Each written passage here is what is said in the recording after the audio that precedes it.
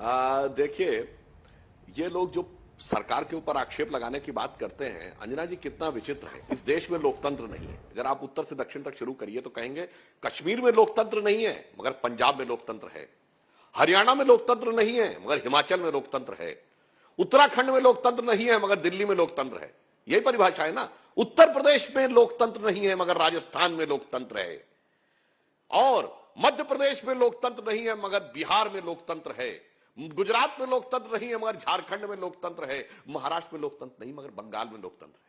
देश की जनता को इतना भोला मत समझिए मान्यवर। जब आप कहते हैं पूरे देश में लोकतंत्र है तो ये आप अपनी सरकारों का भी क्या अपमान करते हैं। और ये सारे के सारे लोग ये कौन बोल रहे हैं अंजना जी? ये आम आदमी पार्टी वाले लोग, ये तो वो लोग हैं जिन्होंने कहा था सारी संसद चोर है।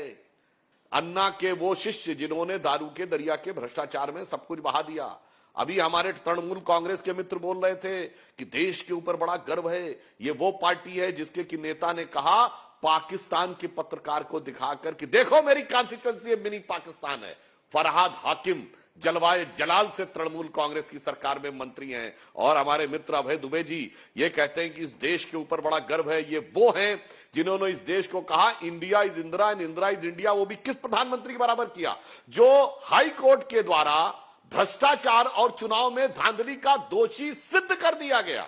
इंदिरा जी को हाई कोर्ट ने भ्रष्टाचार और चुनावी धांधली का सिद्ध कर दिया था। उस नेता के बराबर भारत को तौल दिया। इसलिए ये सारे लोगों की जो जुगलबंदी है ये और कुछ नहीं है। ये केवल अपना अपना भ्रष्टाचार छुपाने के लिए ये सारे के सारे मौसेरे भाई एकत्र होकर आए हैं। और अब इसके लिए विदेश में जाके दुहाई देने में इनको गुरेज नहीं हो रहा है। इसलिए इनका एक भाई जाकर विदेश में दुहाई दे रहा है कि कम से कम मेरे भ्रष्टाचार को और मेरी संपत्तियों को बचाओ, जो मैंने इतने जतन से इतने लंबे समय तक हम सब लोगों ने मिलकर की थी। कुलदीप जी, आपके नेता बोलते थे ना, ये सब मिले हुए हैं जी, ये कभी किसी पे कार्रवाई नहीं करेंगे, हम आएंगे तो कार्रवाई करेंगे। कितनों पे कार्रवाई की है बताइए? अभी तक पंजाब में भी तो 1 साल हो गया। बताइए कितनों पे कार्रवाई की है पंजाब के पूर्ववर्ती भ्रष्टाचार पे? दिल्ली में तो आप कहेंगे आप पूर्ण राज्य नहीं है तो आपके पास अधिकार नहीं है। मैं पूछना चाहता हूं, पंजाब में काम हो रहा है कि काम तमाम हो रहा है इस समय, जिस प्रकार की राष्ट्रीय सुरक्षा की चुनौती वहां आती जा रही है? कुलदीप जी, एकदम छोटा सा जवाब, फिर मैं अभय जी के पास। तो बस शायरी और मुहावरे का ही दिन है।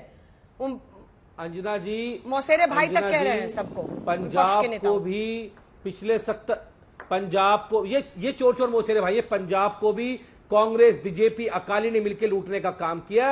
आज पंजाब के लोगों को ऐसी सरकार मिली है जो उनके स्वास्थ्य के लिए, उनके बच्चों के एजुकेशन के लिए काम करने का काम कर रही है। और सारे भ्रष्टाचारी, चाहे रेता चोरी की बात हो, चाहे उनके चोरी की बात हो, आज सबके खिलाफ नोटिस जारी किए गए हैं, उन सब पे कार्रवाई की जा रही है। लेकिन मैं पूछना चाहता हूं सुधांशु जी, आप ये तो बता दीजिए कि कांग्रेस से आपके क्या रिश्ते, वो बता दीजिए। आप लोगों ने मिलकर देश को लूटा है। अगर उन्होंने कहा Indira is India, India is Indira, तो उनको देश ने नकार दिया, आपको मौका दिया, तो आप भी वही तानाशाही करोगे जो उन्होंने की थी? आपको जनता ने इसलिए चुना था तानाशाही के लिए, या आप उनसे ज्यादा बड़े तानाशाह बनोगे?